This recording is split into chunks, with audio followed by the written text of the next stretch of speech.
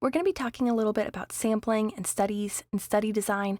So I just want to take a little time to talk about some of the different types of studies that you can conduct to collect data that you can then use statistics to analyze. So first of all, let's talk about sampling for a second. We already know that we can have some population with N subjects in it, and we use capital N to indicate the number of subjects in a population. But we can't always survey everyone in the population. So what we do is we take a smaller sample of the population N, and so we get this smaller sample, and the sample will have lowercase n subjects in it. So this is going to be our sample. And the goal is always that when we choose a sample out of the population, that we select people randomly. So this should always be random selection. What we're usually trying to do here is find out information about a population proportion, P, or maybe some other parameter for the population like the mean, mu. So we're looking to learn about parameters of the population, and when they're values related to the population, we call them parameters. But since we don't know them, we take a sample and then we measure statistics for the sample. So they're called parameters for the population. They're called statistics for the sample. So for the sample, we might look at the sample proportion, p hat, or we might look at the sample mean, x bar. And then, and this is the whole point of statistics, once we have information about these values for the sample, we want to try to use what we know about those to make some inference about the corresponding values for the population. So that's the goal of taking samples. That's the reason that we take samples. That's the reason that we follow this process. And we're going to follow this process. We're going to take samples of the larger population, calculate sample statistics, and then use what we know about those to make inferences about the population in different kinds of studies. And the two kinds of studies that we're going to look at here are observational studies and experiments.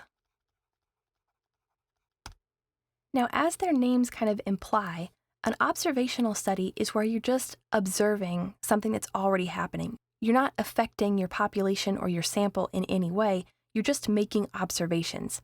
Compare that to an experimental study where you're actually influencing what's going on with the people in the population or the sample. When you do something to change a population, it's called a treatment.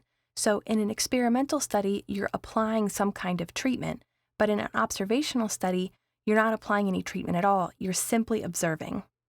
An example of an observational study might be trying to find out how many students in your class prefer peanut butter over jelly.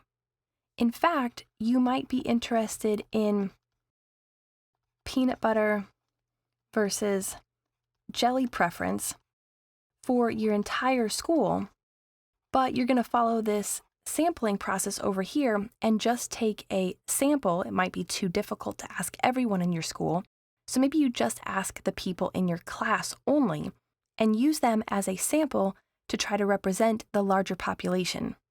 So in order to collect that data, all you need to do is ask every person in your class whether they prefer peanut butter or jelly, and they're simply going to give you an answer. They're either going to say peanut butter or they're going to say jelly. Let's say you ask everybody in your class and 70% of the students in your class tell you that they prefer peanut butter.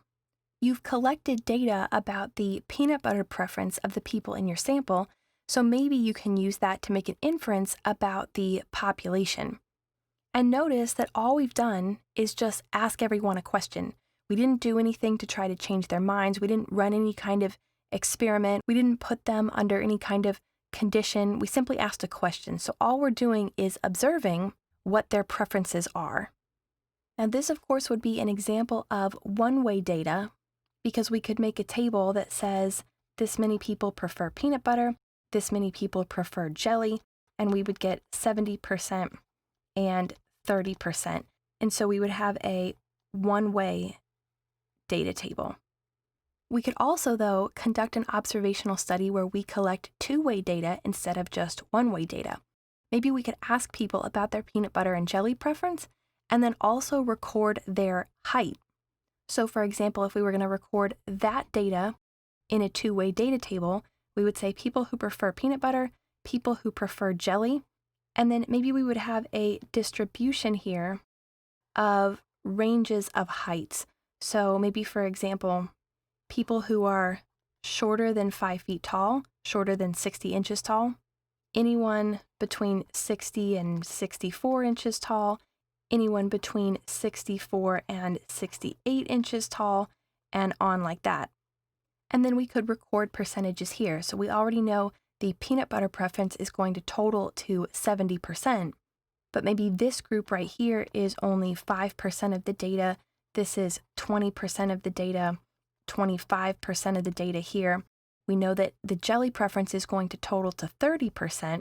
Maybe this is just 2%, and then 10%, and then 7% here, and we have more data off to the right for other intervals of height.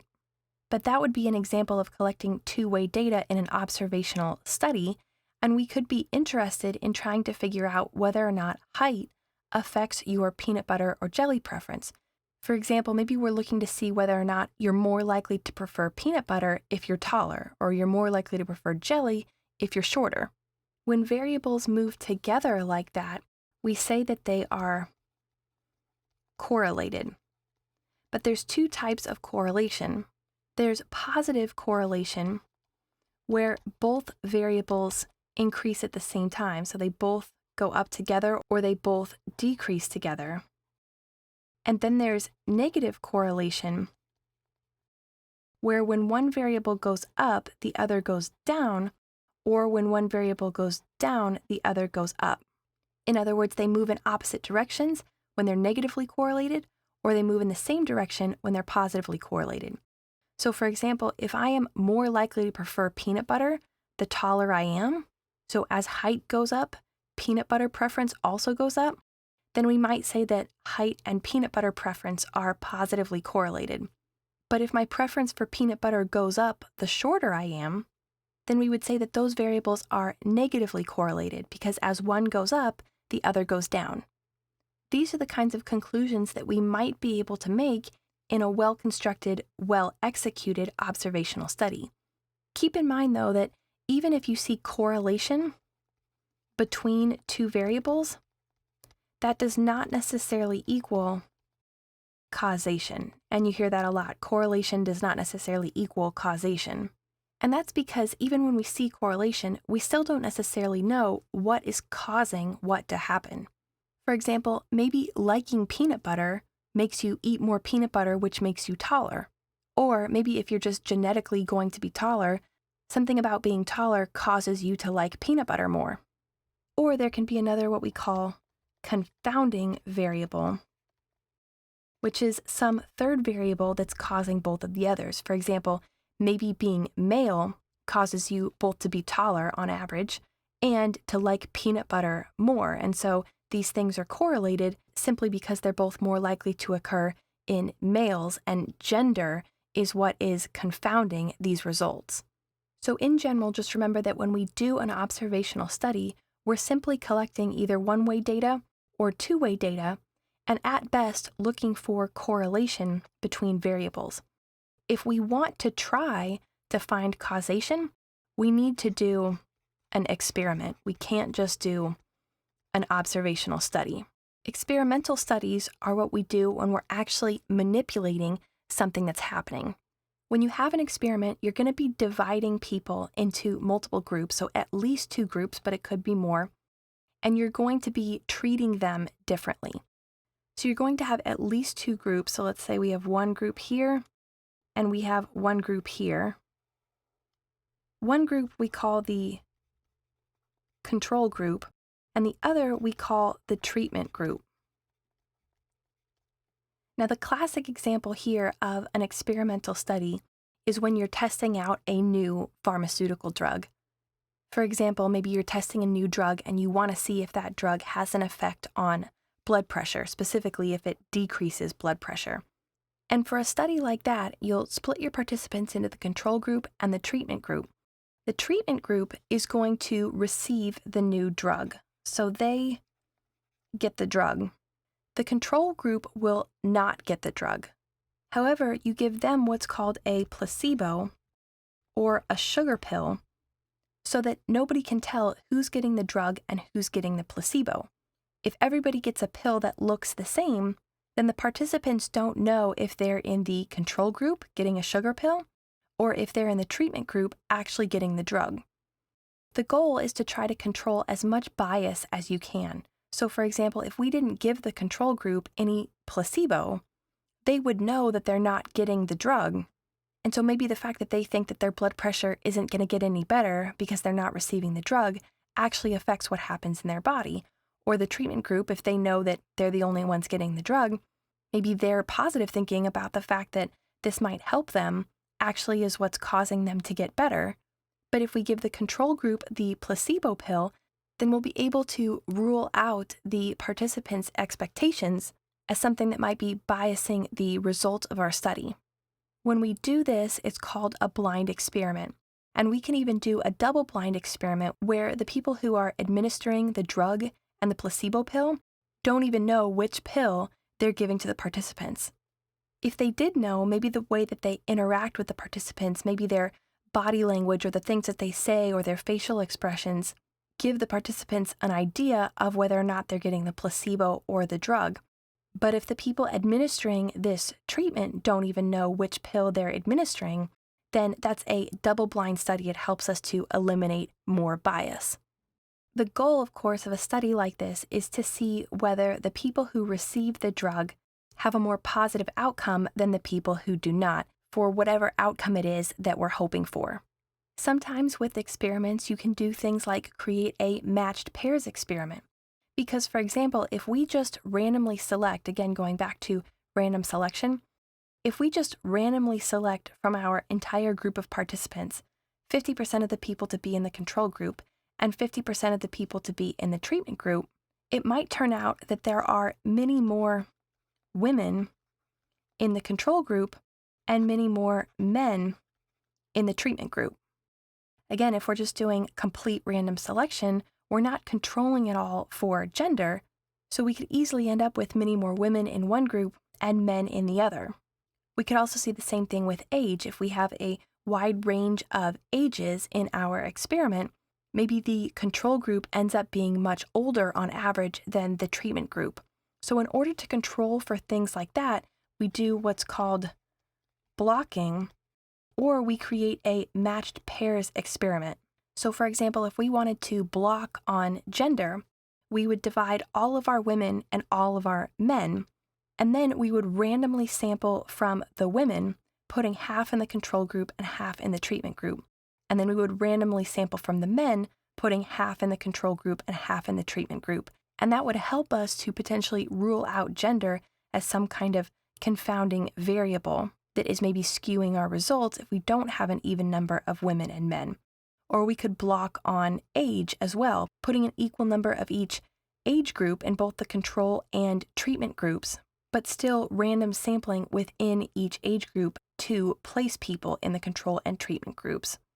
When we do a matched pairs experiment, we're just blocking on one or more things that are important to us. So for example, I would want to find a matched pair of 18-year-old females, and I would put one 18-year-old female in the control group and one 18-year-old female in the treatment group.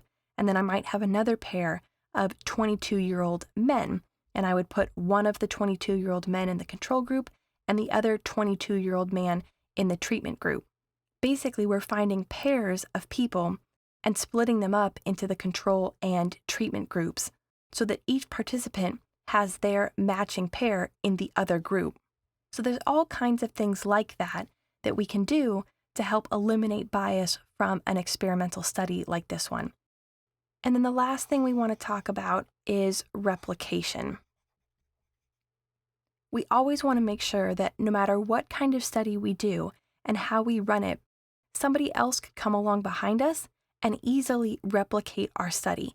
So we want to follow a specific procedure, we want to record everything that we do, and we want to be really precise in the hopes that somebody else can run the same study with a different set of participants, but a set that mimics our original set based on the criteria that we've specified. And we want other people to be able to do that to replicate our study so that they can replicate our results. Because if we run our peanut butter versus jelly observational study or our blood pressure medication experimental study, and we come up with results where maybe in our experimental study we say, yes, the blood pressure medication does decrease blood pressure, or in the peanut butter versus jelly study, we find that being taller is positively correlated with peanut butter preference. It's great that we were able to find that, but it's possible that the results could still be biased or because of something that we did with the specific way that we ran our study. But if somebody else comes along behind us, runs the same study, and finds the same results, and people can do that over and over and over again, now we have more evidence that our results are in fact legitimate.